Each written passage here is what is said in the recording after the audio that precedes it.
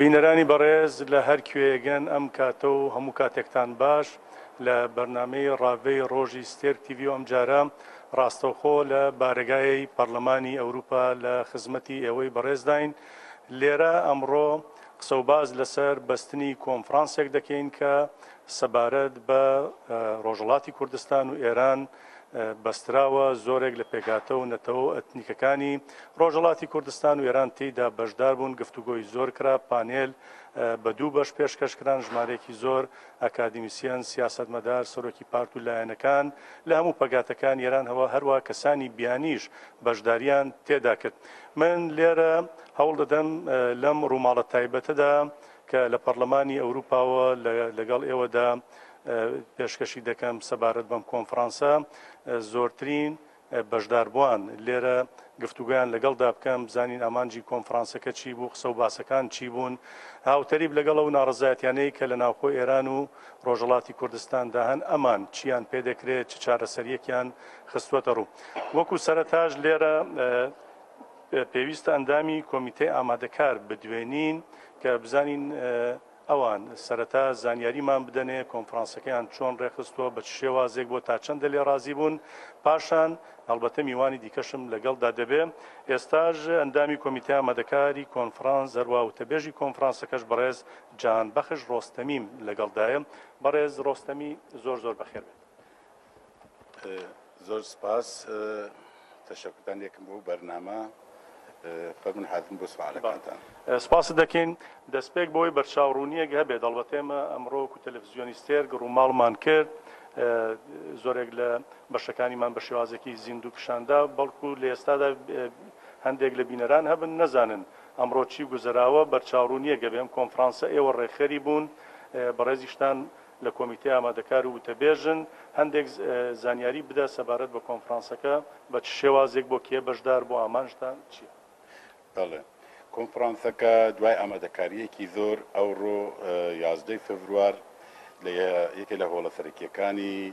پارلەمانی ئوروپا لە وڵاتی بلژیک لە شاری بروکسل پایتەختی ئەو وڵاتە بەرگوزار چوو بەڕێوە بوو. هەوڵێکی چڕوپڕ کرابووە کە بکرێت لە وەختێکا کە ئێستا لەگەڵ سات و وەختی ئەو سەرهەڵدانەیە کە ئێستا لە ڕۆژهەڵاتی کوردستان و لە ئێران گەلانی ئێران بەڕێوە بن لەگەڵ ئەو وەختە بخوێنێتەوە بەخۆشیەوە ئەو تەسادفە و بەشێکی زۆریش کە شانسمان هێنا بەڕاستیدا لەو مەسەلەدا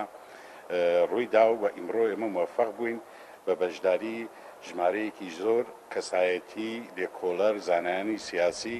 و کەسایەتیهای واری ئەکادمیک و ئەو وەختە حقوقی بەشەر و مافی ژنان و گەلانی دیکەی ئێران و نوێنەرەکانیان لە دوو پانێلدا پرۆگرامێکی چڕوپڕ بە بەشداری لە زیاتر 140 تا 150 کەسایەتی و بە شرکەتی حدودی 12 تا 13 وتەبێژ و سوخانڕان ئەو بەرنامە پێشکەش بکەین. لە دوو پانێلا بەرنامەکە بەڕێوە چوو. پێش ئەوەی کە بەرنامەکە دەست پێکات دوو کەسایەتی بەناوبانگی با بڵێن سیاسەتی ئوروپایی، یەکێکیان لە ئاڵمان و یەکێکیان لە سویسرا بەشدار بوون و کۆنفرانسەکان بە دوو تاری خۆیان کردەوە. بە دوای ئەوە لە پانێلی ئەوەلدا نوێنەرانی گەلانی جۆر بە جۆری ئێرانی، نوێنەری گەلی کورد ئەگەر مۆڵەت ببێت دەتوانم ناوەکانیان ببم باسییان بکەم هەندێک لە خەڵکنەکانیش هەبێ خراپ نییە بەسەر چاو.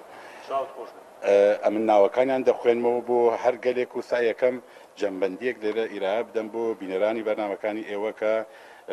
ئەو بەرداشتەی کە ئینسان دەیتوانێت لە پانێلی ئەوەل بکە قسەکانی نوێنەرانی گەلان بە بینەرانی ئێوەی پێشکەش بکەم. بۆ وەکو نوێنەری گەلی کورد دکتۆر عەباسوەلی کە مامۆستای دانستە سیاسیەکانە لە پێم وایە وڵاتی تورکیە بەشدار بوو. وەکو نوێنەری گەلی ئازەری فەرهادی بەشارەت بەشدار بوو کە چالاکی سیاسی ئازەریە. ئەویش خانمی خاتون مۆناز سیلافی ئەویش چالاکی سیاسی لەگەلی عەرەب و ئاغای ناسری بەلادەیی یا بەلیدەیی لەسەر گەلی بەلوچ و بێسەڵا بیر و بۆچوونەکانی خۆی لەسەر وەزعیەتی ئەوان و شتاتۆی ئەوان باس کرد. دکتۆر جەلالی سەبزەواری لەسەر گەلی فارس قسەی کرد کە ئەویش مامۆستای زمان و بێسڵا وێژەکانی زانکۆی سوێدا لەبیرم چی شارە بکەم کە ئاغای ناسیری بەلیدەیی بۆ خۆی وتەبێژی پارتی گەلی بەلوچستانە دەرواقع لە بەشی دووەمی پانێلەکە بەسەڵ بەشی دووەمی پرۆگرامەکە کە پانێلی دووەم بوو دەستپێک هەواڵ بەهمەن ڕەحمانی ئاغای بەهمەن ڕەحمانی کە کەسایەتەیەکی ناسرا و ئەندامی بەسڵا ئەنجومەنی نووسەرانە لە دەرەوەی وڵات ئەنجومەنی نووسەرانی دەرەوەی وڵاتی ئێرانە بە چالاکی سیاسی دەستڕەنگینە بە وتەیەکی چڕ و پڕ و باشدا لەسەر چارەیابی دموکراتیک بوو ئایندەی کۆمەلگای ئێران لە ڕوانگەی ئەوە لە کۆمەلگایەکی چەند ملیەتیە لە چەند کۆمەلگایەکی کەثیرالملا وەکو فارسەکان باسەکەن ئێمە چ ڕێگا حەلێکە بینین لەناو ڕێگا حەلەکەی خۆیان باسی نەتەوەی دموکراتی کرد باسی ئەزمموی ڕۆژاوای کرد باسی ئەزمموی باکووری کوردستانی کرد باسی فەشەلهێنانی ئەزمموی باشووری کرد لێکدانەوەیەک لەوە ئیشارەی پێکرد کە ئەو فەشەلە لەکوێوە دێت بەنەوعێک هەڵسەنگاندنێک بوو لە بین سیستمی دەوڵەت نەتەوە لەگەڵ سیستمی نەتەوەی دموکراتیکە یا کۆنفدرالیزمی دموکراتیکە وەکو ڕێگا حەلێکی چاریابێکی دموکراتیک بۆ وڵاتێکی چەند نەتەوەی و ئەوەی کردەوە دوای ئەو یا بێسڵا دوای ئەو هەواڵ سیامەندی معینی هاوسەرۆکی پارتی ژیانی ئازادی کوردستان پەژاک وتارێکی چڕوپڕی پێشکەش کرد لەوێدا ئەو نەتەوەی دموکراتیک و کۆنفدرالیزمی دموکراتیک یەکێ لە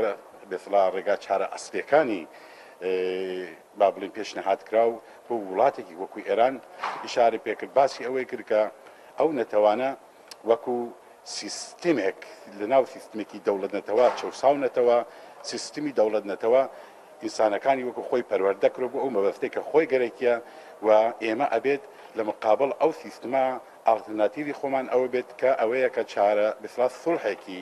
هاوژینیەکی لەسەر بنمایەکی دموکراتیکی گەلانی جۆر بەجۆری ئێران گەلی فارس و گەلی کورد و عەرەب و بەلوچ و ئەوانی دیکە ئەبێ ئێمە لەو داوای کە سیستمی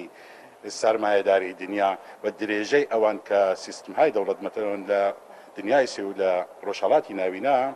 ئێبێ نەکەوینە ئەو داوە و بۆ ئەوەی کە ئەوان خۆیان جغرافیایەکی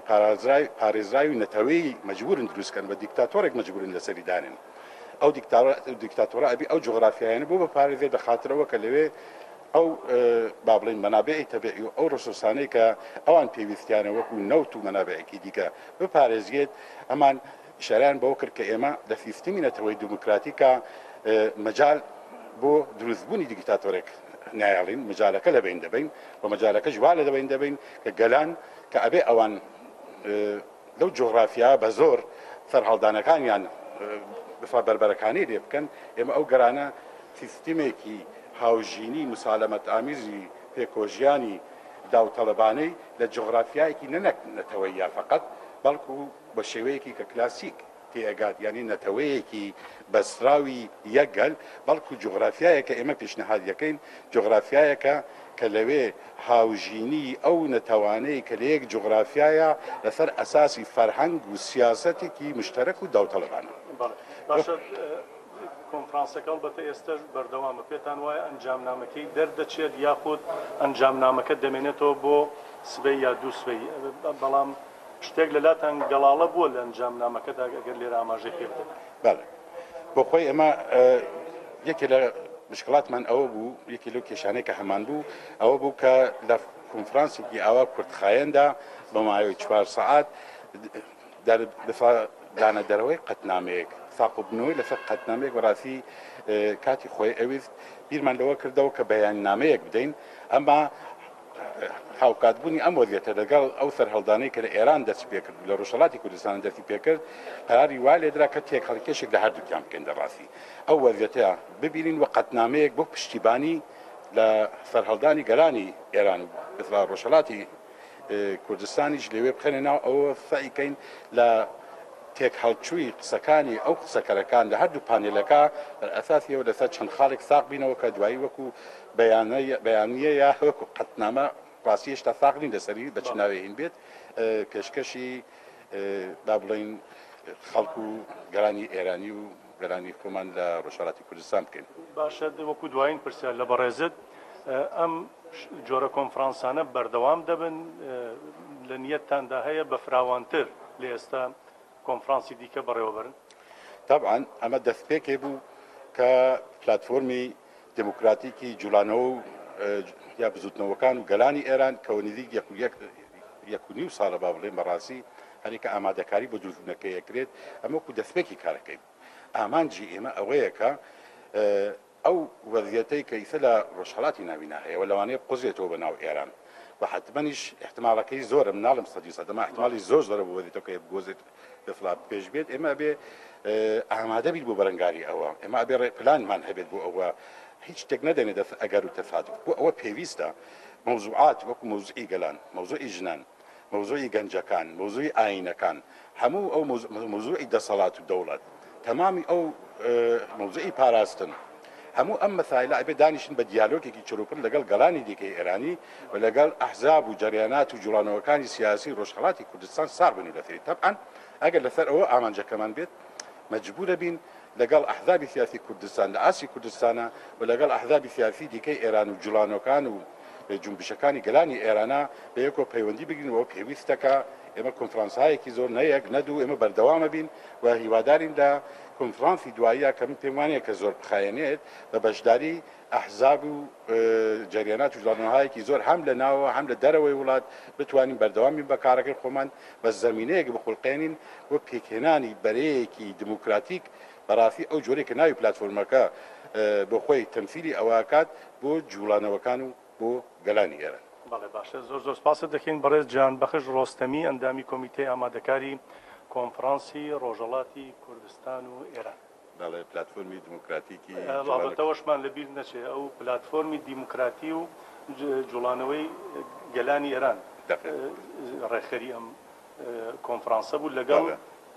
گروپی چەپی پەرلەمانی ئەوروپا. دقیق ئەوەی کە زۆر سپاس کە ئیشارەت پێکرد ئاماژەت پێدا ئەم کۆنفرانسە پێک هات بەڕاستی بە پشتیبانی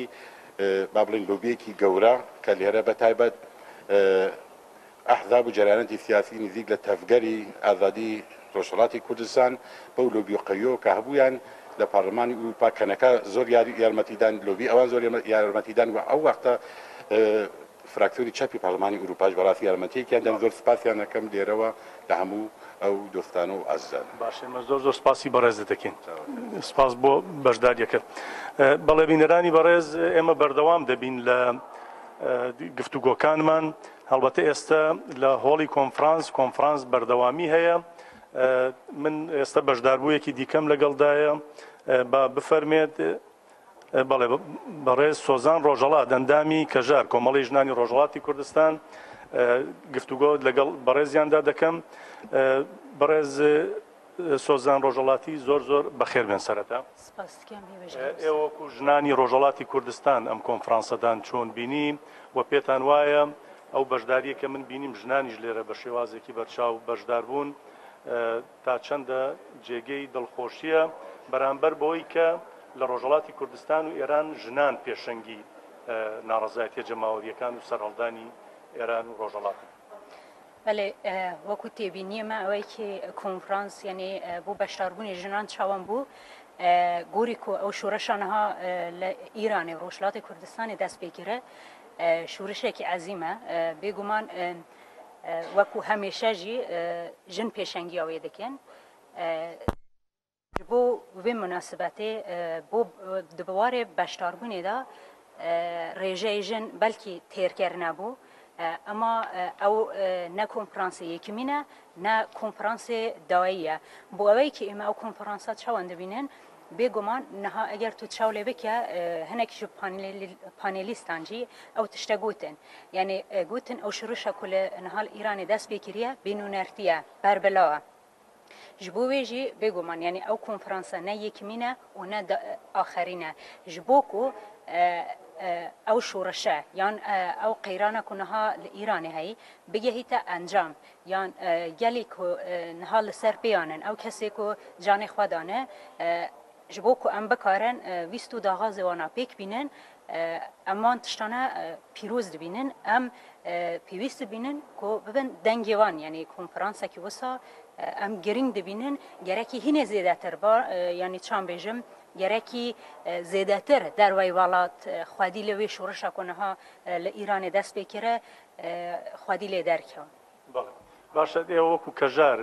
دید و بۆچوونتان سەبارەت بە و ناڕزایەتیە جەماوەریانە و هەروە چارەسەریتان ڕێبازەکانی ئەوەی وەکو بڵێ ئەڵتەرناتیڤ بۆ ئەو ڕووداوانەی کە لەوێ هەن بۆی ئەو دۆخە بگاتە ئەنجامێکی باش چییە؟ دەبێت چ پەیامێکیشتان ئێستا بە تایبەتی ژنان و گەنجان بەگشتیش خەڵکی ڕۆژهەڵاتی کوردستانێ بەگشتی تریشی بکەینەوە بۆ ئێران. یعنی بێگومان ئەگەر ئەم چاولە نەها ئەو شۆڕەشە لە ئیرانی دەست بکرە ڕۆژهەڵاتی کوردستانی دەناودا پێشەنگیاوێ زیاتر ژن و جوان دەکەن. ئەمما چەند ڕۆژانبەری نەها یعنی تەسویرێکی گەلێکی جودا هەبوو ئەوەی کە ئەو کەسێن خوا وەکو کۆمونیست وەکو دموکرات وەکو خوا نونەری گەلان دەبینن ئەمرێ هەنێکی جوان ڕێخستنانە ئەمرێ جمهوری ئیسلامی یعنی 40 ساڵی و 39 ساڵیاوی زیاترە جوانجی زیاترە خوا یعنی ئیجازە دەدەن خوا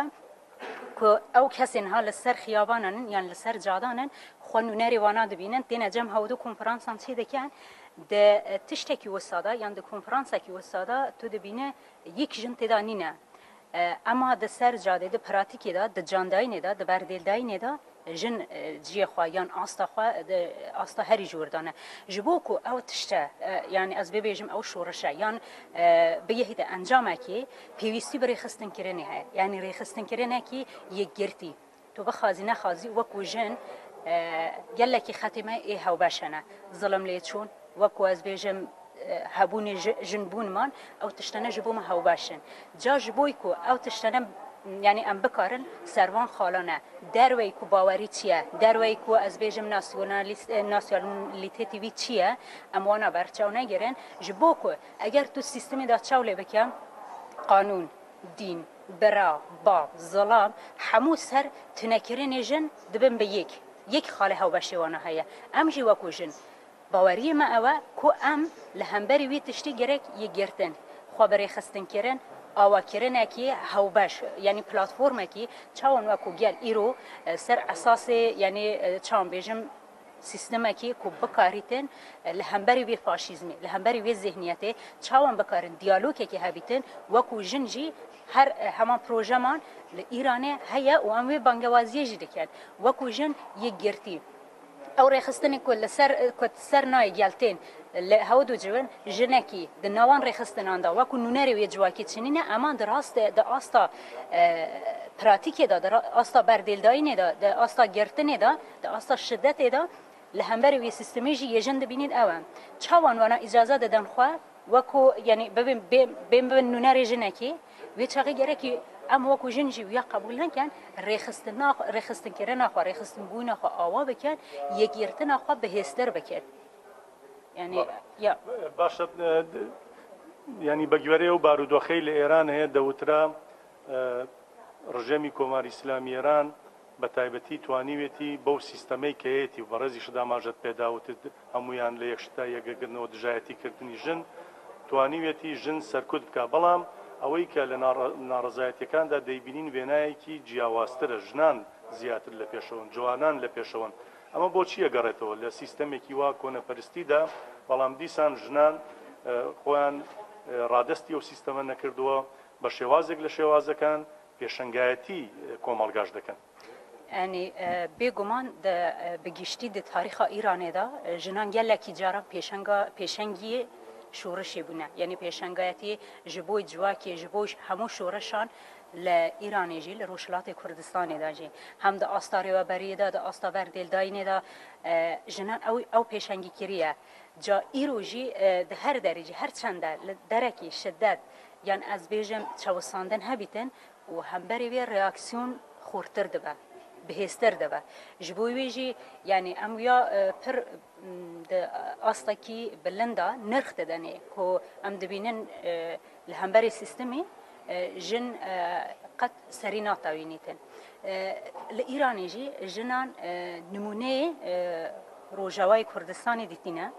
û ew jî yanî dibînin ku êdî çi piştîwaniyekî derwey berxwedanî nîne belkî berdêlê wê giranin يعني بردل أصلا جراندا يعني وبردل بدن وتكوشين بكن لفقط سرينات أوينه جیانا جخوان هاتی دا هم زندانه هم اشکنجه خو جلیدانه اشکنجهگر زورتن نجبوان اگر لمالی دا هاتو باب لیدی هاتو چوی دنگی خوا در ببرن یعنی ناراضی بونا خوا لسر جاده در ببره چه فرق جداتی های زیده جبوان چنینه او جد به فرق جداتی دانن سکریکا کو هیچیه اوایه یعنی گره که هم چون حال بگشتی ناو سیستمی دان اگر جنکی جدی خوا گرته بیتن جنکی بالذهنيات سيستمي يعني جنکی تاني بقالب جن لفقط بالذهنيات ظلام جبوكو او تشتا بيتا تكبرن يعني بيوستي بهن تشتي دنهنا يكتيا نتويا جنان يعني نها سيستما كجاري هيا بانگوازيا كجاري جهبو يعني پیشوازي دكن سلاو دكن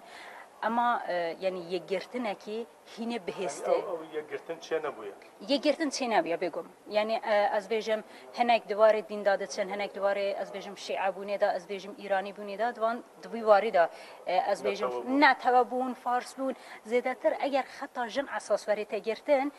يعني وكو كجار بروجه جبوي كي هي اما هنا خو نگهان دي باسطي او بروجه و پاروا کردیه به الیا يعني دماكو از بيجم كونغرا كجاريا داويجي تشيبو بانگوازي جي تشيبون دما هل بجارتني دا داخو يعني كجاري جي هبون هناك رياكسيون نيرين در واجي تشيبون كو چما مثلا وكو دوار رخنه كرن دا جي تشيبون لي بگومان هر زمان بانگوازی یان پروژه یان پیلان کو لهمبری و ذهنیت هایی خو پاراستن چیه یان همبری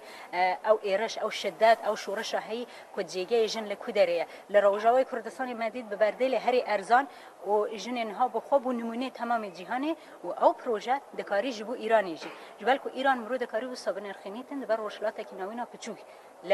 استا روشلات نوین دا ایران دواره نتوبونه دا گلکی دولمنده هر چند دولتکی شیعیه دولتکی از بیجم دیندارجی لی وکو گل وی یکی هیچ تنی او دنا سیستمی دا زیده زی خواهیه یعنی دا آستا درودا او قاز از بیجم نایتا پجرانده تنی معموری وی تنی از بیجم کسی که در دوری وی نوی تشتی دا پجرین وکو جواکا ایرانی وی تشتی یعنی قبول نکن و نا پجریننجی و برخواجی دادن ویاجی باش دزانم برخوادان یعنی مال داجی ها کشتن هر کشتنه یعنی از بیشم قرکرن هر قرکرنه یعنی اشکنزه هر اشکنزه لماله داجی عینتش تایه یعنی از بیشم او فقیری هجاری یعنی او کولبرتیان هاتی تکرن هر عین اشکنزه جاگل ویاد زانیته ویاد بینیچی وکو جن وکو جوان یعنی هم پیشنگایتی باشه اما کنفرانس یک بو همو نتو پیگاتکانی تیا بو بجنان و پیاوان و گنجانوا بەڵام ئێوە بەنیاز نین کۆنفرانسێک لەسەر ئاستی ژنان بەوەی کەوتت ژنان پێویستیان بە یەکێتیە ڕێک بخەن بە تایبەتی لە دەرەوەی وڵات لەم کات ساتەشدا کە پێویستە يعني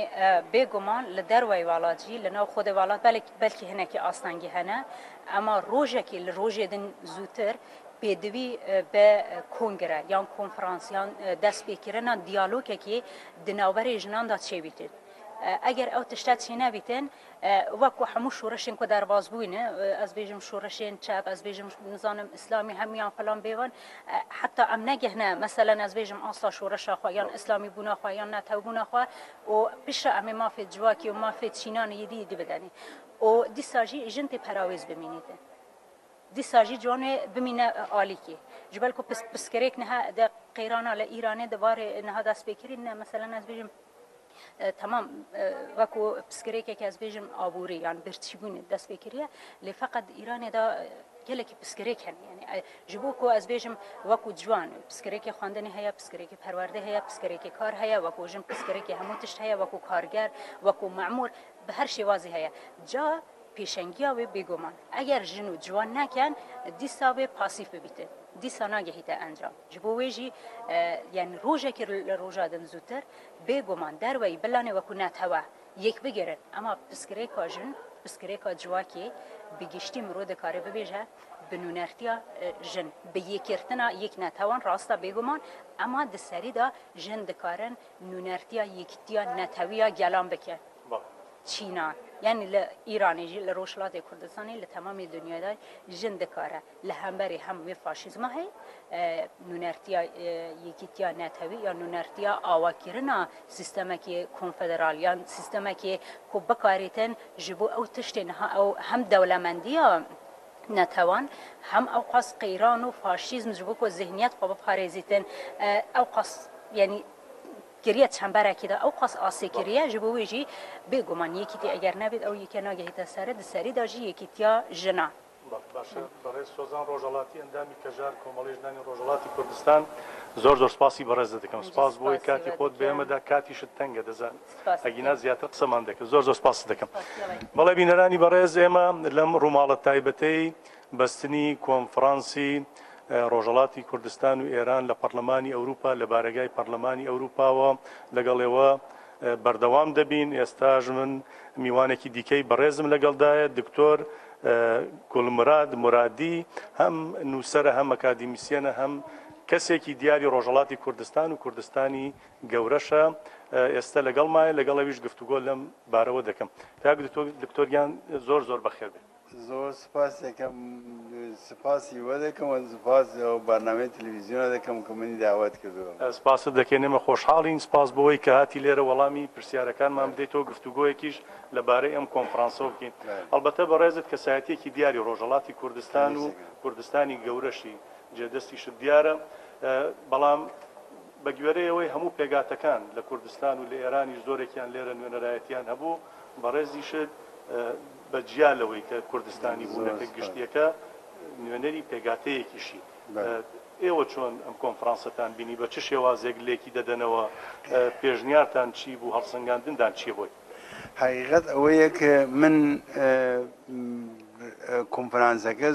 زۆر عالی بوو منتەها ڕخنەیەکم هەیە ڕخنەی دووستانە ئێژێ ئینسان پێویستە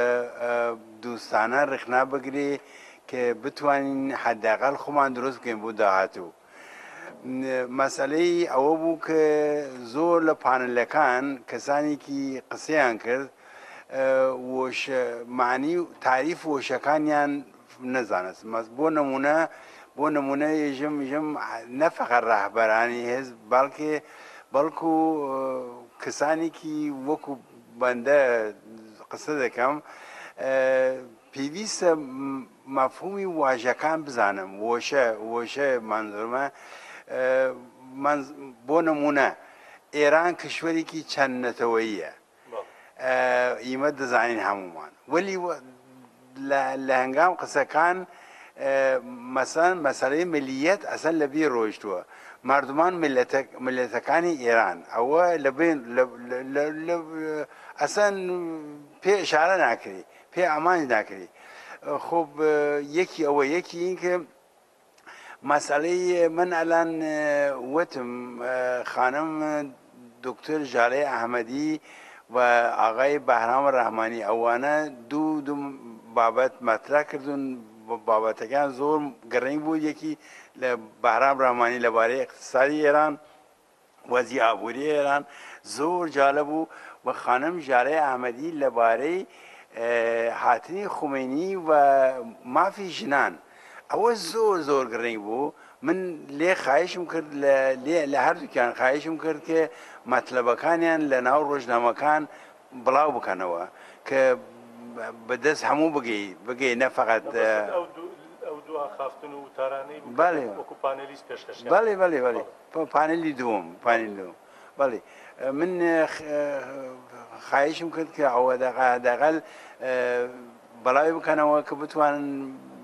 دیگەران بیخۆنن بزانن دنیا چی خەبەرە واقعیت ئەوەیە مەسەلەی پانێلی ژنان کە من لێم چی بێژن فەرمیست ینی لەدەستداوم ئەوە بوو کە لەبارەی 40 ساڵ حاکمیەتی جمهوریە ئیسلامی کۆماری ئیسلامی و مافی ژنان قسەی نەکرد ئەوە زۆر گرنگ بوو کە من خواهشمەوە بوو کە هەموو بەگشتی بە کۆنفرانسەکە منزور ئەوەیە کە من لە ژنان فعال خواهش دەکەم حتما قورآن مەجید بخۆنن ئەحادیث پەیغەمبەر بیخۆنن بزانن دنیا چی خەبەرە بزانن چی پیان وەتووە من لە کۆنفرانسی بەشدار بووم لە کۆڵنی ئالمان کابرای کورد هاتە لای من وت مامۆستا من مەقالەکانی جنابەت زۆر چاک دەبینم زۆر عالیە وەلی جنابەت یارسانیت ئەوە مەطلبی کە من ئەگە ئەوە بێژم هایخۆنن وتم براکەم ئەو کەسانی نایخۆنن متاسفانە ئەفراتین مەذهبی ئەفراتین ئەوانە نایخۆنن ئەوانە ئەسڵەن عادەت بە خوێندنیان نەکردووە پێما قسەیەکی کرد من قانەی کرد وتی مامۆستا ئەوانەیەکی لاپەڕەدەن ڕۆژنامەکان لاپەڕەدەن ئەوە ئێمە هەدەفمان ئەوەیە کە پێمان خۆشە کە حەداقل ئەوانە بیخۆنن عادەت بکەن ڕاستیژی عادەت بکەن کە بزانین مافی مە چۆنە مافی ژنانمان چۆنە لە ئیسلامدا مەخسەن پێوتم هەر کەسی مەسەلەی ئیسلام مەترە بکات بیخۆنێ کتیبە مقدسی ئیسلامی بیخۆنێ مطمئن بە دەستمە ئینەمەنەوە ئاور بێدین دەبێ لە هەموو دینەکان متەنەفەر بێ و بۆچی بۆ ئەوەیەکی ئیسلام کاری کردووە بە ژن مەخسوسەن بە ژن کاری کردووە کە هیچ بەڕێزت وەکو یارسانیە بەڵێ ئەم ئەخیرە بوومە لەرزەش لە بەداخەوە ناوچەیە یارسانشینەکانیشیدا ناڕەزایەتیەکان سەرەتا لێەوە دەستی پێکرد لە ئێران پاشان لە کرماشانەوە توێ ناوچەکانی دیکەی کوردستان پاشانتریش ناوچەکانی دیکەی ئێران ئەم جارەش لە ناڕەزایەتیەکاندا کرماشان بێشەنگ بوو ئێوە هۆکاریەوە بۆچی دەگەڕنەوە لە کاتێکدا وەکو مەذهب بەشێکی بڵین لەسەر مەذهبی شیعە حساب دەکرێن بەشێکی دیکەی یارسانن کوردانی هەڵبەتە بە ڕێژێکی کەمتر دیکەژەن ئەوانەی کە سوننی مەذهب و یا ئەوانەی کە لەوانەش هەندێکیان باوەڕیشیان نەبێت مەسایلیانی هۆکاری ئەمە چی بوو لەوێ زیاتر زەق بوویەوە ئەم واقعیت ئەوەیە بەندە بە عنوانی کەسی کە لێکۆڵەنەرم مەسئلەی مەذاهب بە عنوانی کولتوری ملت دەزانم فەرهەنگی ملت دەزانم ئەوە مەسەلەیەکی بەڵێ دەوڵەمەند نییە مەسەلەی کولتور و فەرهەنگی دەزانم میژم ئاغا وەکو جلپوشانی کوردی وەکو زەماوانی هەڵپەرکی کوردی وەکو زەماوانی کوردی ئەوە واقعەتێکە پێویستە من هەمیشە وتم مەسائلی بابەگورەی باوکی ئێمە مەذهبی دروست کردووە پێ ڕێز بگرین ئێحترام بنین مهم نییە تۆمەدان بە مەذاهب دەردەوا ناکات وەلی لە پێش هەموو شتێک بێژم من نەتەوایەتی بۆم گەڕینگتر لە مەذهبە چۆن مەذهب مەسەلەی خصوصیە مەسەلەیەکی شخصیە وەلی نەتەوایەتی مەسەلەیەکی عمومیە مەسەلەی هەموو بە هەمومان مربوطە کە من پێم خۆشە کە حداقل ئەوە فێر بووین بزانین کە مەسەلەی نەتەوایەتی بۆی مە زۆر گەڕینگترە مەسەلەی مەذهبی سونی و شیعە و یاسانی و ئەوانە مەسەلەی خصوصیە مەسەلەی شخصیە هۆکارەکە چی بوو بۆ نمونە ڕژێمی ئێران ئەڵێ من پارێزەری شیعەم دەسەڵاتێکە کە لە خزمەتی بەتایبەتی شیعەدایە بەڵام لە ناوچە شیعەنشینەکانم جارە ناڕەزایەتی بەرامبەر بۆ ڕژێمە زیاترە واقعیت ئەوەیە من خۆشحاڵم کە هەمیشە لەناو مەطلبەکانم مەقالەکانم نووساوم من بەداخەوە ناتوانم ئێران ببینم وەلی بەشەکانی نەسلەکانی داهاتوو دەتوانن ئازادی ببینن وەلی من خۆشحاڵم کە دەتوانم ئەو ئازادیە ببینم کە بڕۆمە ئێران من 36 ساڵە بە ئێران نەڕۆیشتم پێم خۆشە زۆر پێم خۆشە کە بە تەمەنی منە بڕۆنە ئێران و ببینین واقعیت ئەوەیە کە مەسئلەی ئازادی مرۆڤ لە هەموو شتێک مهمترە لە هەموو شتەکانی مهمترە بۆ ئێمە ئەوە واقعەتێکە نازانم ئێحساساتی بووم وەڵامی پرسیارەکەتم داوە یا نەداوە هەڵبەتە من زیاتر مەبەستمەوە بوو ڕژێم لایەنە مەزهەبیەکەی بەکاردێنا بۆی ناکۆکی بخاتە نێوان بۆ نمونە نەتەوەی کورد یاخود ناکۆکی بخاتە نێوان نەتەوەکانی دیکەی وەکو بەلوژ وەکو عەرەب لایەنە مەزهەبیەکەی زەغە کردەوە بەڵام ئەم جارە پێدەچێت ئەو نانەوەی ئیتر سەر نەگرێت گەل وشیار بوو بێتەوە ئیتر لە واقعیەت و ڕاستینەی ڕژێمی کۆماری ئیسلامی تێگەشت بێت واقعیت ئەوەیە کە ئێمە عەرزم کردی مەذهب مەسئلەی دووەمە مەسئلەی خوسوسیە مەسئلەی نەتەوایەتی مهمە بۆ من ئێرانی چەند نەتەوەیی مهمە کورد و بەلوچ و ئازەری و فارس و تورکمەن و عەرەب و ئەو شتانە بۆ من مهمە کە پێویستە ئێمە یەک بگرین و بتوانین شاید 80% من هێنم نەکردووە من شاید 80% مرۆڤی ئێران ئاگادار بوون ئاگادار بە ئەو دەلیلە کە بتوانن ڕژیمە لەبین ببن ڕۆخان بکەن ڕۆخان واژێ درستی کە نازانم بەڵێ پێ وایە چۆن دەتوانین ئەم جۆرە کۆنفرانسانە هاوتەریب لەگەڵ ناوە پێکەوە دەست بدەنە دەست یەک بۆ ئەوەی ئەنجامێکی باشی لە دەرچێت ئەو زەحمەت و ناڕەحەتی و شەو نخوونی و خەبات و تێکۆشانەی ئێستا لە ناوە هەیە هاوکات لە دەرەوەژەیە ئەنجامێکی باشی لە دەرکرد بەڵێ من پێم خۆشە ئەو کۆنفرانسانە پێویستە ئەدامەی بێت ئەدامەی بێوە شانس بدەین بە هەموو بتوانن لەبارەی داهاتووی مەملەکەت لەبارەی داهاتووی نەتەوەکەمان تەسمیم بگرن شتێکی بیشتر بڵاو بکەنەوە ئەوە مەسەلەیەکی زۆر گڕنگە من هێوادارم سەرکەوتوو بووین هەموو کۆنفرانسەکان نا هەموو پەیامی تایبەتت بۆ یارسانەکان و دەڤەری گۆران و کرماشان و کرندوانە بەڵێ بەراکانی بەڵێ واقعیت ئەوەیە ئێمە جەنگی یاغەری شابرامی نەبێ بەڵکو ئێمە بۆمان نەتەوە زۆر مهمترە لە مەسەلەی ئاینی مەسەلەی خوسوسیکە من هێوادارم کە هەمومان دەست بە دەستی یەکتری بدەین دروستە ئەو سونی ئەفراتیەکانە شیع ئەفراتیەکانە بە ئیوە زۆڵم دەکەن وەلی ئێمە فرامۆش نەکەین کوردین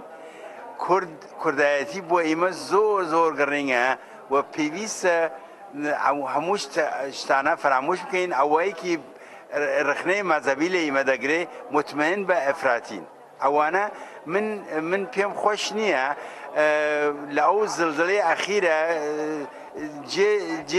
جێگەی شانازیە لە دەفەی 400-530 نەفەر بە ئاماری دەوڵەتی داون کوژراون و 1000 نەفەر بەڕێندار بوون ئەوە جێگەی شانازیە کە مرۆڤ اتحادی مردم ناس کرد ئێژن لە شماڵەوە بە مۆتۆسیکلت یارمەتی هاتوون بۆ سەرپلزاو و بۆ قەسەشیرین و بۆ منتەقەی زاو بەڵێ شخصی خۆی ئیمکانیاتی تایبەتی خۆی هاتن بەبێ ئەوەی کە بڵێن ئەمە کوردەوە یاسا بەڵێ واقعیت ئەوەیە کە من هێوادارم کە بتوانین ئەو مەطلەبە ساز بکەین ئەو مەطلەبە بۆینە ڕێوە کە بتوانین بەرایەتیمان هەست بکەین ئەوە بۆ من زۆر گەڕێیە بەبنەما بگرین بەڵێ باشە بەڕێز گوڵموراد مرادی نووسەر و ئەکادیمیسیەن من زۆر سپاست دەکەم زۆر سپاس منیش لە مەحەبەتی ئێوە و لە ئەو براکانی گوێ دەگرن سپاس دەکەم بۆ زەحمەتەکانی ئێوە و بۆ ئەو مەسەلەی هاتنی بەندە کە بتوانم ئەو شتێکی دڵمان دەخوازی بە عەرز بگەێنیم بخوازین زۆر سپاس بەڵێ بینەرانی بەڕێز ئێمە بەردەوام دەبین لە ڕووماڵکردنی ئەم بەرنامە تایبەتە بەرنامەی ڕاوێی ڕۆژ لە بارگای پەرلەمانی ئەوروپا و ئێستاش کەسایەتێکی دیکەم لەگەڵدایە خانمێکی بەڕێزە ئەوی شیرین حوسێنی هەم چالاکی سیاسیە هەم لە بنەماڵەیەکی ناسراوی ڕۆژهەڵاتی کوردستان و کچی مامۆستا عیزەدین حوسێنی ڕەوانی شاد بێ گفتوگۆ لەگەڵ بەڕێزیان دەکەم زانین ئەوان کۆنفرانسەکەیان بە چ شێوازێک بینی چ پەیامێکیان هەیە چۆن دەتوانرێ ئەم کۆنفرانسە ببێتە مایەی پێشخستنی زیاتری ئەو ڕەوشەی کە ئێستا لە ڕۆژهەڵاتی کوردستان و ئێراندا خاتو شیرین حوسێنی زۆر زۆر بەخێر. زۆر سپاس دەکەم بۆ بەهەرحا بۆ بەشداری لەو و زۆر سپاسی ئەو کەسانە دەکەم کە ئەم کۆنفرانسیان ڕێکخستە بوو. بەڕاستی کۆنفرانسێکی بۆ دەستپێک زۆر کۆنفرانسێکی باش بوو و بە تایبەتی کە لە بواری جۆرا و جۆردا هەم ئینسانهای ئاکادمیک و هەم ئینسانهایەکی دیکە لە بواری مافی مرۆڤ و مەسەلەی ژنان و بەگشتی کە زۆر گرنگە و مافی نەتەوەکانی ئێران کە بەحسی لەسەر کراوە ئەوە. بۆیە جا دیارە بە تایبەتی ئەوە کەوتە ئەوەش کە ئەو خۆپیشاندانانە ئەو ناڕزایەتیانەی کە ئێستا لەو سەردەمەدا دووسێ هەفتەیەدا لە ئێران و لە ڕۆژهەڵاتی کوردستانیش ڕوویدا بوو بۆیە زۆر بەجێگە بوو ئێستا و دیارە ئەوە دەکرێت دەستپێکە بەڕاستی دەتوانم بەڵام لەو کۆنفرانسەدا چونکە مەسەلەی بە تایبەتی ئێران ئەوەڵەن ئەوەی کە ڕوویداوە گرنگ نییە کە چۆن ینی لە ئەساسدا چۆنیەتەکەی چۆنە و چێڕێکی چۆن بۆ ئەو تەزاهوراتانە و چێ لە پیش بێت و خۆ دووش بێت و ڕەهبەری نەبێت و ئەوانە بەڵام ئەم خۆپێشاندانانە دەنجی ناڕزایەتی خەڵکێکە کە بەرحەقە بەڕاستی یعنی ئەوەندە وەزیفەی هەموو ئینسانێکیشە کە پشتیوانی لەوە بکە و وردە حەول بدەن کە یارمەتی دەری ئەم شتانەیە ئەم بزوتنەوانە بکرێ کە لەوێ ڕوودەداوە و بەتایبەت دەنجی ئەوان لە دەرەوەی وڵات کە ئێمە هەین و وەچالەکانی سیاسی هەن ئەوانە بەڵکو بە زۆرتر بە دنیای دەرەوە بیگەن و پشتیوانی ئەوان بۆ ئەم جۆڵانەوەیە وەربگرین هەرچەند دیارە ئێستا ئەم جۆڵانەوەیە سەرکوت کراوە و زۆر لە کاناڵەکانی ئەوەی ارتباتی بینی خەڵکەکان داخستووە بەڵام بە بڕوای من ئەم جارە زۆر فەرقی هەیە لەگەڵ جاران چونکە ئەساسی ئەوەیە کە خەڵک ناڕزایەتیەکەی ڕەنگی ئیسلامی هەیە نەڕەنگی ئەوەیە کە بەشێک لە حکوومەت باشە بەشێکی خراپە بەشێکی کە ئەوان بە تەواوی بێزارن لە دەست ئەو دەوڵەتە و ئەو دەوڵەتە بەڕاستی دیکتاتۆرە و مافی هیچ کەسێک نەژن نەمنداڵ نەنەتەوە و هیچ تاکە کەسێکیشی تا ئێستا کە نەیپاراستەوە لەوە بۆلاوەش ناتوانێت هیچ گۆنە گۆڕان و هیچ گۆنە هیچ گۆنە ئاڵوگۆڕێکی وەها کە بتوانێت ئەم بەر تۆزێک ژیانی خەڵک بگۆڕێت تێیدا ئینسان نابینێت تەنیا ئەوەیە کە ئەم ڕژیمە لە بین بچێ بەڕاستی و ئەو ڕژیمە بڕوخێ و ڕژیمێکی بە کە حەول بدرێ کە شتێکی دموکراتیک لە ئەوڵەوە کە مافی ئینسانەکانی تێدا پارێزراو بێ و بە ئەساسەن شتێک بێ کە واقعاً لە شەئنی ئینساندا بێت چونکە لەوێ هەموو شتێکی ئینسان بەڕاستی لەژێر پێندراوە. باشە بەڕێستان جیا لەوەی کە خۆشتان چالاکێکی سیاسی و دیارن لە ساحەی ڕۆژهەڵاتی کوردستاندا لە بنەماڵەیەکی دیارشم ڕەحمەت بێ باوکتان مامۆستا عیزەدین حوسێنی یەکێک بوو لە مۆرە دیارەکانی سەرەتای شۆڕشی انتخاباتی ڕزگاری خوازی نەتەوەکەمان لە ڕۆژهەڵاتی کوردستان ئاماژەت بۆدا دەبێت ڕژێمێک بێت کە لەسەر داخوازی خەڵک بنیاد بنرێت ئەلبەتە لە سەردەمی ڕەحمەتی باوکیشتاندا ئەو داخوازە هەبوو بەڵام پاشانەوە بوو کۆماری ئیسلامی ئێران احتیوای کرد ئەو داخوازیانەی خۆستەوە بە شێوازێک لە شێوازەکان شەڕی عێراقوێرانی هات بەسەردا ئەوە بووە مایەی ئەوەی کە گەل ئەوەی کە دەیویست نێتە دی ئەم جارەش ترس هەیە بۆ ئەوەی ئەگەر بە شێوازێکی باش ئۆرگانیزە نەکرێ هەمان شت دووبارە بێتەوە ئەم وەکو ئەزمونێکە لە باوکتان وەرەگرێ هەم وەکو چالاکێکی سیاسی بە خۆتان چۆن دەیبینن بۆی ئەو ئەزمونە تاڵە دووبارە نەبێتەوە. ئەم پێما بێ ئەساسی ترین شت ئەوەیە کە بەڕاستی ئەم هەر حکوومەتێک هەر دەسەڵاتێک کە بێتە گۆڕە دەبێ ئینسان لە مەرکەزیەتی ئەوەدا بێ بەبێ ئەوەی کە دینی چ بێ بەبێ ئەوەی کە جنسیەتی چ بێ ژن بێ پیاو بێ یا هەر شتێکی دیکە ئەساسی ئەو وەختی بیر و باوەڕی مامۆستاش ئەساسەن لەسەر ئەوەی کە هەموو ئینسانێک ئازادە لە بیر و باوەڕ دەربڕیندا هەموو حیزبێک دەبێ ئازاد بێ بۆ چالاکیکردن و ئەساسی ئەو حکوومەتە ئەوە بێ کە هەموو کەسێک بتوانێت تێیدا بژی و بەتایبەت ئێمەژ وەکو خەڵکی کورد و یا وەکو ئەو نەتەوەکانی دیکە بەڕاستی داواکاریمان هەیە و ئەوەیە کە میلەتی کوردیش بە حەق و حقوقی خۆی بگا و بتوانێت ئەو زوڵمەی کە هەمیشە لێی کراوە بەهەرحاڵ ئەوە لەبەر چاو بێت. شتێکی کە زۆر زۆر گرنگە ئەویش ئەوەیە کە دەوڵەتێکی دینی نەبێ. ئەوە گرنگترین شتە کە ئێمە لەبەر چاومان بێ کە نابێت ئێمە دەبێ حەول بدەین دەوڵەتی دینی نێتە سەرکار دەبێ دین و دەوڵەت لێک جیا بێ بەڕاستی یعنی دەبێت دەوڵەتێک بێتە سەرکار بڵێ بۆ خۆشی هەر ئەوە بەڵێ دقیقاً بەڵێ چونکە دین ئەمری شەخصیە بۆ هەموو کەسێک محتەرەمە چ باوەڕێکی هەیە چ دینێکی هەیە بەڵام مەسەلەی کۆمەڵگا و بەڕێوەبردننی کۆمەلگا شتێکی دیکەیە بەڕاستی و ئەوە زۆر لە سەریشی بە هەر حەڵ سوور بوو مبارزەشی بۆ کرد و پێشی معتەقید بوو و دیارە منیش هەر بخۆشم هەر عینی بیر و باوەڕ و من زۆریش بۆەوەی کە ئینسان بەڕاستی دەبێ هەموو شتێک لە خزمەتی ئینسانەکاندا بێت. وەکو ئەوەی کە هەڵبەتە باسی ژنانی شکراوی ڕەخنەژە بوو هەندێکیش پێیان خۆش بوو کە ژنان لەو ئاستەدا لێرە بەشدار بوون بەڕێزت مەسەلەی ژنانت چۆن بینی ئایا ئەمە کیفایەتی دەکرد لێرە بوون یا بەدڵی تۆ بوو باسەکانیش کە کران تا چەندە لەگەڵ ئەو خەباتە ڕەوایی ژنان و پێشەنگاتێکیان کە لە ڕۆژهەڵات وێرانەیە هاتبوون بە بڕوای من ئینسان نابێت شتەکەی مەسەلەی ژنانی هەرگرێک بداتەوە بە کۆنفرانسێک دیارەگە هندێک زیاتر ببایە باشتر بوو بەڵام زۆر جاریش لە کۆنفرانسێکدا ئینسان ناتوانێت بەڕاستی ئەم هەموو شتێک بێنێت تێدا جێ بکاتەوە بەڵام ئەساسەن خۆی بوونی ژن و بەشداری ژن نات لە تەواوی لە پێشوشدا حتا لە ساڵەکانی لە ئەوە دەکرێت 79 میلادی بێت و 56 و 57 ئێران بێ ئەو وەختی 1357 بەشداری ژنان یەکجار لە ڕێژەیەکی زۆردا بووە و ئێستاش لە ڕێزەیەکی زۆردا دەبێت من متمەعینەوە پێشەنگی ئەم شۆڕشش دەکرێت بەڵام دیارە لە کاتی خۆیدا دەبێ حتمما ئەوە لە بەرچاو بگیرێ و نەتەنیا لە بەرچاوی بگرن دەبێت ئێمە بۆ خۆمان وەک ژن یعنی فعال و چالاکی ئەو بوارە بین بۆ ئەوەی کە لە مافی ژنیش لەو حکوومەتانەی کە لە دواییدا دێنە دامەزراندن حقوقی ئێمەشی وەکو مەسەلەی ژن ئەویشی تێدا هەموو حقوقێکی کە وەکو ژن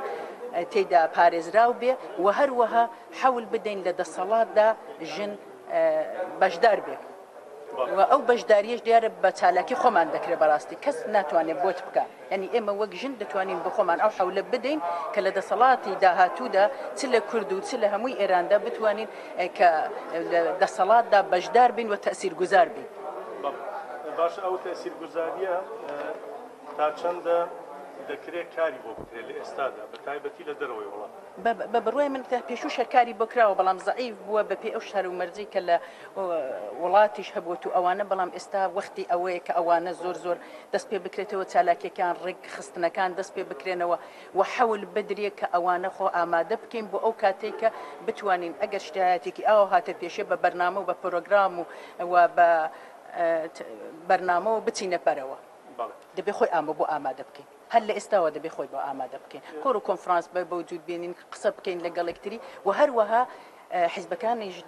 ئەوانیش نەقشی زۆر بەرجەستایان دەبێ حتمما من مطمئنم چونکە ئەوانیش چالاکیان هەیە بەرنامەیان هەیە لەو بارەوەدا و دەتوانین ئێمە هەم کۆمەلگای مەدەنی ئەوانەی کە بە شێوەی مەدەنی فعالیت دەکەن و هەم بە هاوکاری لەگەڵ ئەحزابی سیاسی کوردی بە بیر و باوەڕی جیاوازەوە بە بەرنامەی جیاوازەوە هاوکاری و بکەین و بتوانین جپەی مشترک و ئەوە بە یەکەوە پێک ببینی و بە هاوکاری یەکتر بتوانین ئەمە بەسەرنجام بگەیەنی.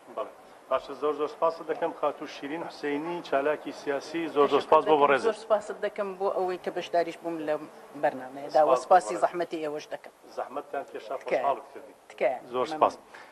بەڵێ بینەرانی بەڕێز ئەمە بەردەوام دەبین لەم ڕووماڵە زیندووە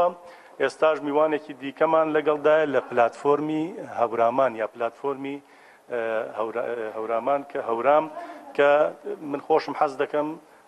ئێستا هەندێک بە هەورامیش قسە بکەین هەورامیەکانی ژەمڕۆ لێرە بوون بە شێوازێکی کارا ئەوانیش قسەی خۆیان هەبوو بزانین دید و بۆچوونی ئەوانیش چیە بە چ شێوازێک ئەوان ئەم کۆنفرانسیان بینیوە خوێندنەوەیان بۆی چییە هەورامان لەکوێ ئەمڕوودا و پێژاتانی ڕۆژهەڵاتی کوردستان و ئێران دایبەوە مەبەستەش خاتوو ژەڵانە هەورامان لە پلاتفۆرمی هەورام یا هاوسەرۆک هەمسەرۆک و پلاتفۆرم هۆرامی فرە خێرامە سپاس کرد کاک هەندێ مەمنون شمەی کۆنفرانسە تا چنی دیە من دیم ژمارە و جەهۆرامیەکات چێ بەشداری بێنێ ئەمە بێنێ بە وەشحاڵی ژمارەت شاکەم نەبێ بە بەراورد بە نەتەوە و پێگاتەکاتەرە کوردستان و ئێرانی چێگە بێنی شمە چنی تادی کۆنفرانسەکە وەنێ تا چێشا پێش فرە سپاس کرد و سلام و وینەرەکە کرد و چێگەوە بەڕاستی ئەگێ دڵوەشینە کە چی جۆرە کۆنفرانسانە هەورامیەکە وینمێ چون ئێمە هەرچنە ئەوروپانە تاومێ واشمێ ژمار و هەورامیەکە فرە نیەنێ بەڵام چانەیە کە ئارۆ چێگەنەی هەژمارە هەورامیە چێگەنە بێنمێ فرە یاگێ دڵوەشینە ئەگەر بەس و کۆنفرانسەکەی و گرنگی کۆنفرانسەکەی کەرمێ کە ئینە جار و دووەمینن کە چیگەنە کۆنفرانسە سەر و ئێرانی کردیۆ جاری وەڵین کۆنفرانس و دیموکراتیزە کردە و ئێرانی بە ئێمەش بسە پلاتفۆرم و هەورامی بە دڵنیایەوە چێگەنە بەشداری ما کرد و پێیلوا وێ مابێ هەر پاسە چیگەی چەنە چی کۆنفرانسەنە بەڕاستی یاگێ دڵوەشینە چون ئەگەر چێوێجە ئێرانە فاڕیۆوە ئی سیستەمە چاگەنە فاڕیۆ بە تایبەت قسە سەر و مۆدێلە کە جە ڕۆژاوانە هەن قسە سەر و ئانەیە کردیە کە ئێران چەنە چێوێ پاسە ڕۆژاوا کوردستانی نەخێر مەبەست بەڵێ بەڵێ ڕۆژاوا و کوردستانی ئاد مۆدێلە جارێکە ماشمەی ڕۆژاوا هیچ نامەکی یاگەش گرتنە بەڵام بازی جارێک کە قسێ کردیۆ وڵاتەکە غەربی بەڵێ بەڵێ ڕۆژاوا و کوردستانی کە ئا مۆدلە شاگەنە بریۆڕاوە وێڕاوەبەری دیموکراتی کە بەڕاستی مۆدلەوە فرە گونجیان پێی ئێرانی یا تاومێ پێی ڕۆژهەڵاتی واچمێ و پێی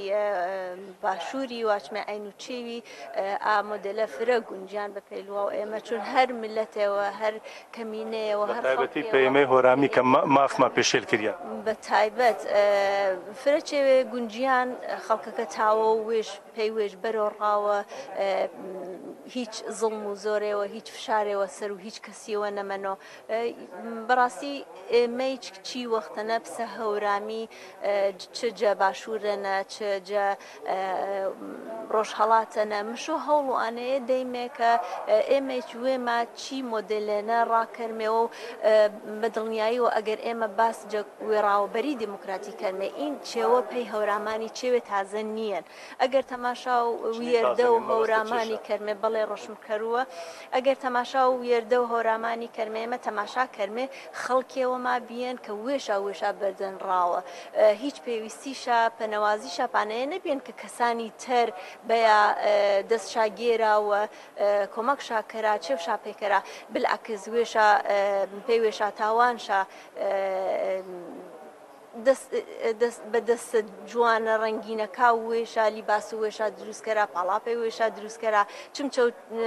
پێشدەستی و ئاجۆرە چێوا کە تاوانشە نانشتەنە بوەرە بەڵێ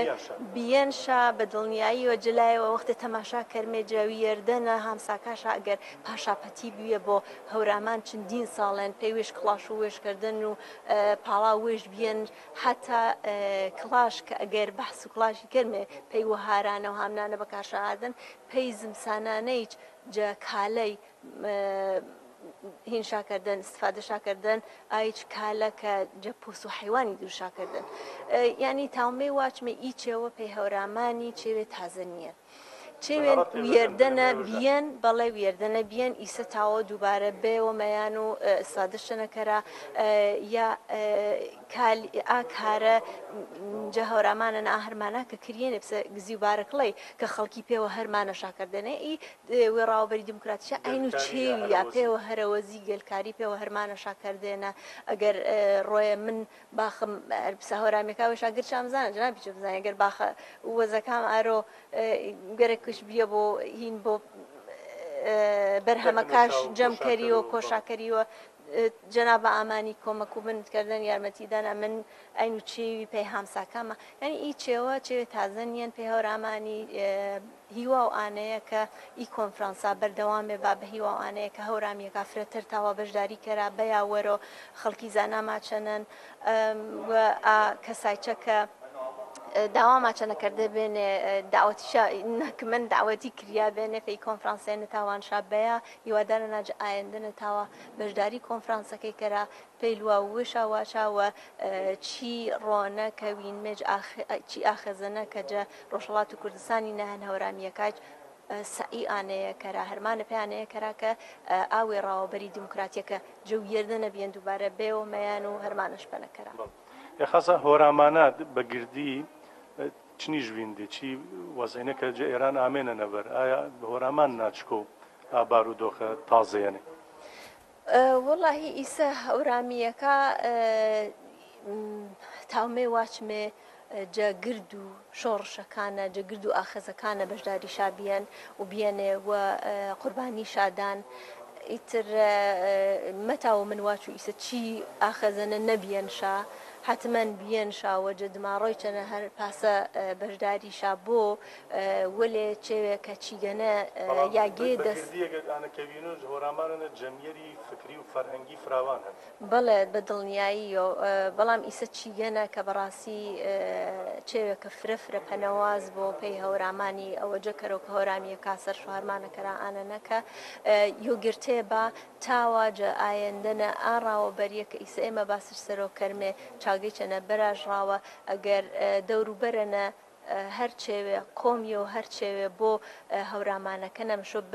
بناغەیەوە بنچینەیەوە ئانە بۆ کە جەدماڕۆنە تاوە پەنەش هەرمانەکەرا خاصە بە باسی و پلتفۆرم و هۆرامیکەن پلتفۆرم و هۆرامی کار و خەباتش هەر بەردەوامە بە چ ئاستی یاوان ئامادەیی تا پێی وەزعی چێشەنێ ئەگەر باسشکەری خراپ نییە دایچ وڵی سێمە پلتفۆرم و هەورامی هەر خەریکێن مێ بەردەوامن مێ هەرمانە کەرمێ شاید چی ماوەنە دەنگێ فرەممان نەبیە بۆ ماناش ئانە نیەنە کە چالاکێ نیەن مێ چالاکی هەنمێ و خەریکەن مێ بە دڵوەشیوە تاوواچ و خەڵک و هۆرامانی دڵش بە پلتفۆرمی وەشا و ئینتزاری فرشا هەنچەنەما هەر پاسەکە ئایشا ئینتزارشا هەنجە ئێمەش ئینتزاری ما هەن ئایشایچ کە هەمکارێ بە ئی پلتفۆرمە بەڵێ بە دڵنیایۆ ئی پلتفۆرمە پلتفۆرم و هەورامیان پلتفۆرم و هەورامیەکانجە تەمام و دنیای نەهەریاگەێنە هەنێ تاوا بە ڕنگ و بە دەنگ و وێشا بەشداری کەراوە پەیلووا و وێشاوە شای مەسایت و وێما هەن بەرنامە وێما هەن کە هیوادارە ناجە ئایندێ نزیکی چەنەجە ساڵڕۆ و ئەرەمەرزنا و پلتفۆرمینە بەرنامە ئینا دەستماوە ئەگەر ئەمر باقی بۆ بەرنامەیە وەشینا دەستماوە ئمە فرەفرە سپاست کەرمێگە چێوت نەبوو من فرەفرە مەمنونە کە هی داوەتۆیمەت قبول کرد سپاس پێیشمە و پێی وینەرەکەوە هیوادارە ناکە تاومێ بەڕاستی جا ئایندەنە فرەتەرین هەورامی گلێرێ کەرمەوە دەوروێمانە بە تایبەت چی جۆرە کۆنفرانسانە هەر هۆرامان یاگی تەرێجەنی بە هۆرامی قسەی کەرا بەڵێ بەڵێ بەڵێ بە دڵنیایی و ئێمە بەڵێ بەڵێ هەورامی عەبدولمەلیکیەکە هەنێ کە ئینێ مازندەرانەنە شەبەکەکە هەنێ جە مووسڵانە برادەر و هەڵە یارستانیەکانمان هەنێ کە ئایشای چەر هەورامیە قسێکەرا جە خانەقین و جە دەوروبەر و کەرکووکینە هەنێ تەنیا مەبەست ما هەورامانە ئانیشانەکە بە هەورامی قسەکەرا بەگردی فرەفرە سپاس ژەڵانە هۆرامان هەمسەرۆک و پلتفۆرم و هۆرامی سپاس کرد بەڵێ بینەرانی بەڕێز بەردەوامی دەدەین بەم ڕووماڵە تایبەتە ئێستاش میوانێکی دیکەی بەڕێزمان لەگەڵدایە پرۆفیسۆر عەباس وەلی مامۆستای زانکۆ بە ئەویش لەگەڵ ئەویشدا گفتوگۆ لەسەر ئەم کۆنفرانسە دەکەین بەڕێزیشتیان وەکو پانێلیست بەشدار بوو وتەوە قسەی خۆی هەبوو بزانین چی وتووە چی بەلایەوە گرنگە بە چ شێوازێک دەبێ ئەم کۆنفرانسانە زیاتر پێش بخرێ ئەو بارودۆخەشی کە لە ڕۆژهەڵاتی کوردستان و ئێراندا هەیە بە چ شێوازێکە لە دیدی قسەکانی بەڕێزی شەوە تێبگەین بە چ شێوازێک دەتوانین ئەڵتەرناتیڤ یا چارەسەری بخڵقێنین مامۆستا زۆر بەخێر بێن پرۆفیسۆر عەباسوەلی بەڕێزت وەک پانێلیستێکیش بەشدار بووی لە کۆنفرانسەکەدا بەڕێزت باسی چیت کرد ئەوەی کە گرنگ بوو بەلاتەوە سەرنجی ڕاکێشتە سەر یا دەستی بخەیتە سەر کامە بوو؟ من بە زۆرتر یعنی ئەو فۆکاس و تەمەرکوزی قسەکانی من لەسەر مەسایلی سیاسی ئی تئۆریکی ئی گشتی یعنی ئەو میلەتەکانی بێسەروەری ئێرانە دەریقەت یعنی ئەوانەی کە بێسەروەری سیاسی وانەی کە لەام پێیان دەڵێن ئەقەلیەت تەوەجۆ دەکەیت لەسەر وەی بوو زۆرتر ئەمن ینی تەمەرکزم نەخستە سەر مەسلەی کوردی زۆر وەلەو بوو کە ئەمن هاتم کوتم کە مشکلاتی ئەساسی بەکارهێنانی ئەو چەمکی ئەقەلیەت چییە و بۆچی دەبێن ئەمە نێڵین ئەوە بەکار بردرێ بە جێگای وەی دەبێت چەمکیی دیکە دابدرێ لە دوایە کوتمدا لە وڵاتێکیدا کە قانونی ئەساسیەکەی باسی ئیشتی دەکەنی زمانی ڕسمی و ئێتنسیتەی سەرەکی و لە دوایە مەذهبی ڕسمیدا دەمەزرێنێ کۆنسپتی ئەقەلیەت ینی بەو معنایی کە دەبێتە شت یعنی نیشانەی ئەو کۆمەلگایانەی کە ئەو پەیوەندیانیان نێ و ئەوەیەکی جیاوازیان هەیە ئەوان دەحقیقەتدا تووشی مشکلە دەبن بەو معنایی کە مەسەلەن وەکو لە قانونی ئەساسی ئێرانێدا لە لایەکیدا دەڵێ کە لەلایەکی دەڵێ کە زمانەکانی مەحەلی و قەومی لەگەڵ زمانی فارسی لە جێگایش توان لە مەدارس تەدریس بکرێنە دەتوان پێیان بنووسرێت دەتوانێت پێیان چاپ بمنیوانە وەلی لەلایەکی دیکەوە دەڵێت زەبانی ڕسمی ئەوەیە جا وەختێکی زەبانی ڕسمی دەڵێ یا مەذهبی ڕسمی دەڵێ بەو معنایە کە ئەوە زەبان و مەذهبی ڕسمی زبان و مەذهبی ئی دەسەڵاتی سیاسیە جا هەر وەختێکی کەمە باسی حقوقی کۆمەلگاکانی دیکە بکەین وەکوی کوردەکان بەلوچەکان ترکەکانی ئازەری یا عەرەبەکانی ئێرانە بکەینەوانە حکوومەت چون یعنی ئەو زمانی ڕسمی زمانی دەسەڵاتی سیاسی و مەذهبی ڕسمی دەسەڵاتی سیاسیە حکوومەت دەتوانێت ئەو مەسلەی بەشت بکاتە مەسلەیەکی ئەمنی و بڵێ ناکرێت لە بەروەی ئەمنیەت دەخەتەردا یەک پارچێکی دەخەتەردا ئەوانە و بەو معنای لەلایەکەوە ئەمە شت دەبین یعنی کوردەکان و غەیری فارسەکان ئەو مشکلایان بۆ پەیدا دەبێت کە لەلایەکێوانەدا قانونی ئەساسیدا هاتوونەژەوە لەلایەکەوە ئەویان چون بە قانون هێناوەتە ژوور لە نظر سیاسیە واقعان لایەن بردوون لە پرۆسی ئیسێ چون هەمیشە دەڵێ مەسلەی ئی ئەمنیەوانە مەسەلەن ساڵێک بەرلێستا ساڵێک 2 ساڵ بەرلێستا وەختێکی کە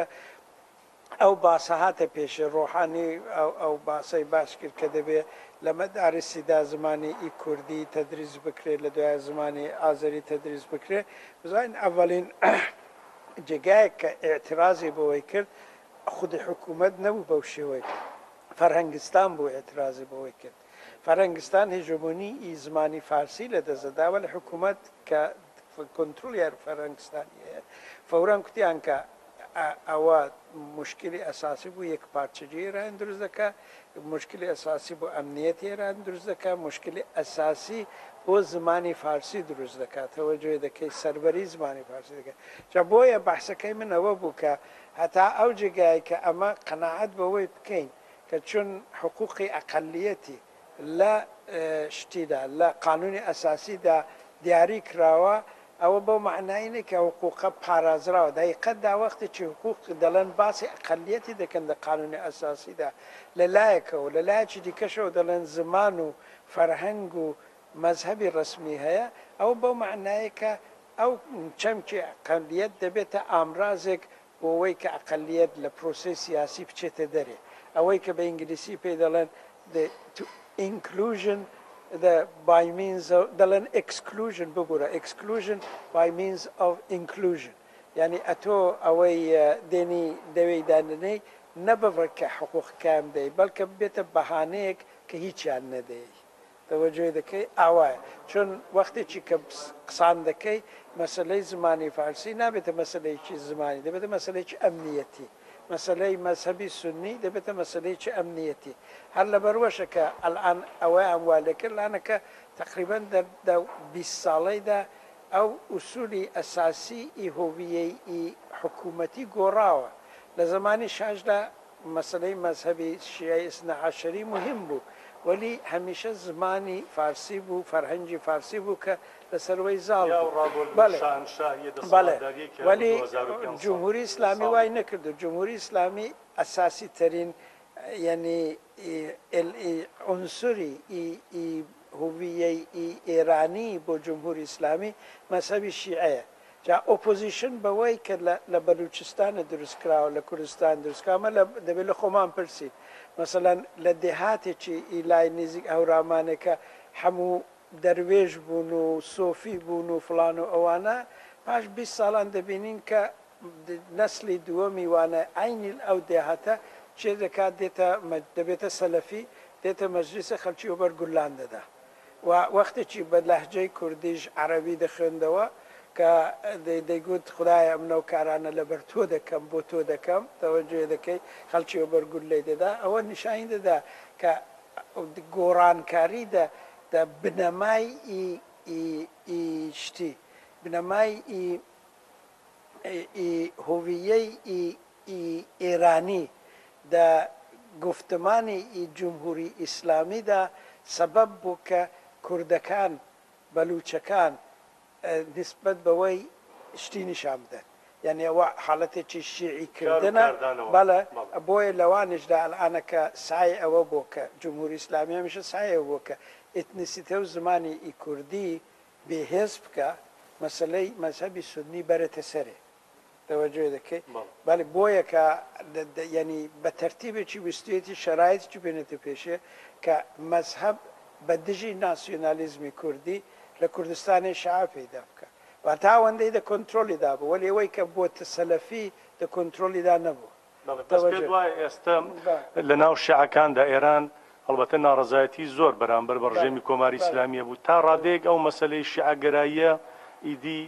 خەڵکی قبوڵی نییە یاخۆت ئیتر خەڵک پێی ناخەڵەتێ نەخێر ئەوە دە چوارچەوەی خۆیان دەکردە ئەگەر ئۆپۆزیشن تەواوەند سکیولار بێ ئەوە بێ ئەرزش دەبێت ولی ئەو دەمی دەگەڕێنەوە سەرەوەی کە مشکلەکەمان دەبێتە دەسەر زمان و فەرهەنگی کوردی و زمانی فەرهەنگی فارسی و بەلوچ و ئەو جورشتان جا من ئەو ڕۆکانە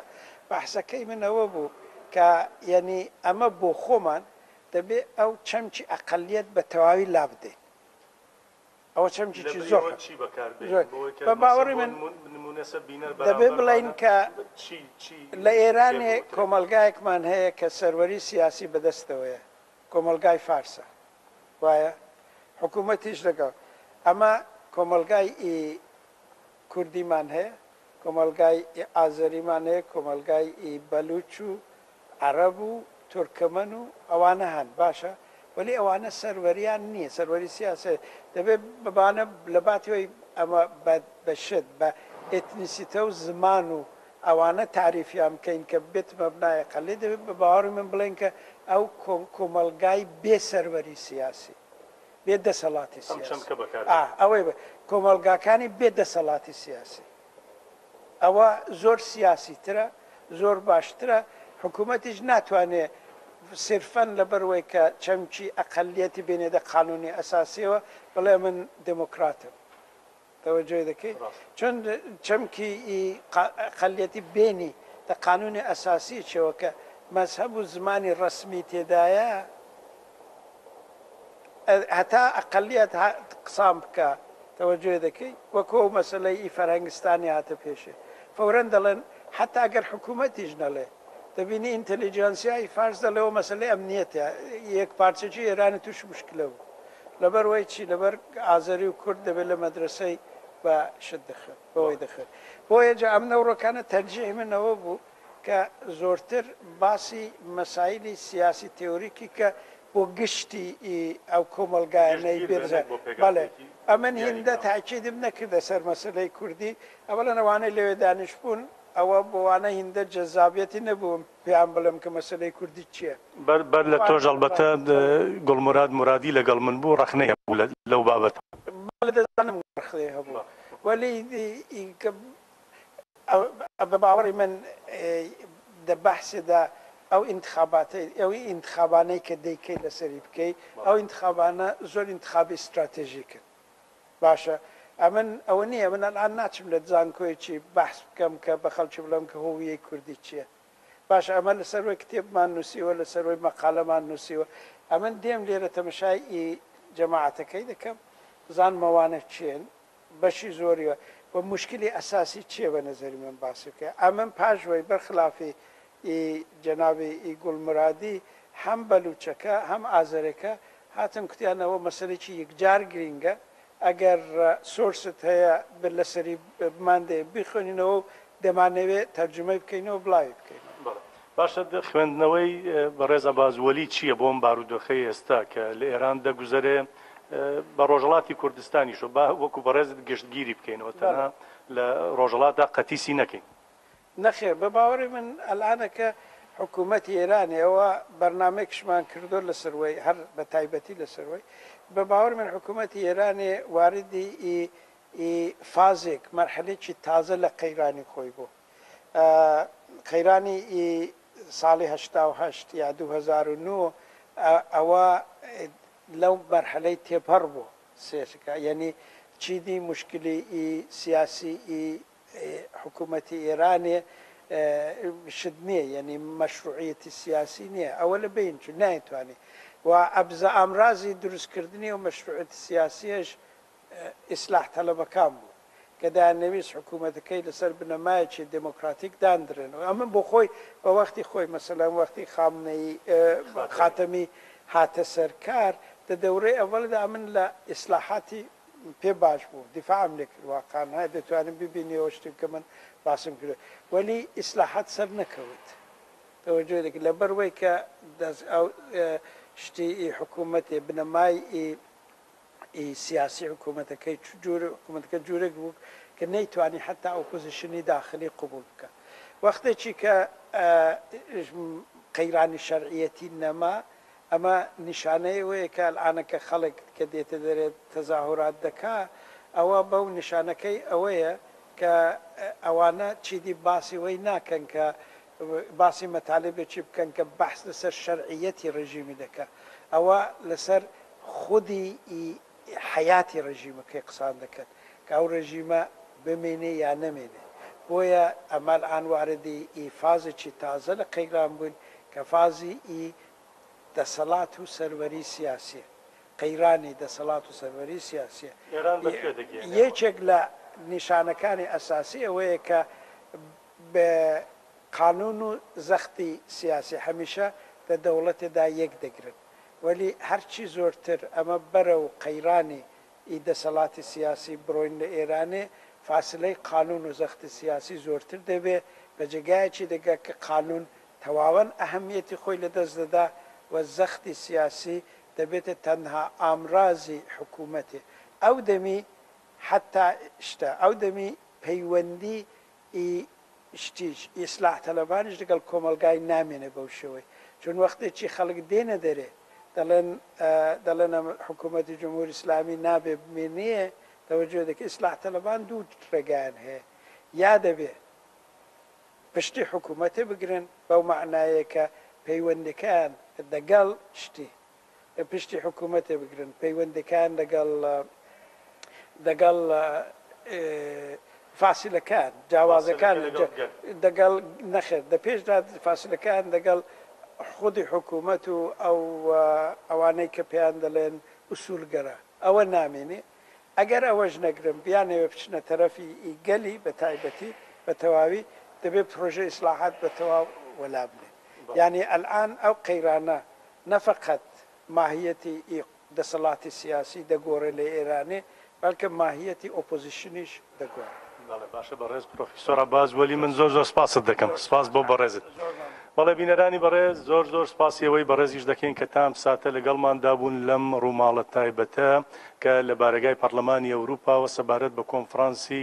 ڕۆژهەڵاتی کوردستان و ئێران لێرەوە پێشکەشی ئەوەی بەڕێزمان کرد تا بە یەگەشتنەوەیەکی دیکە شاد و بەختەوەر بن شەو و شەوگارتان خۆش بێت.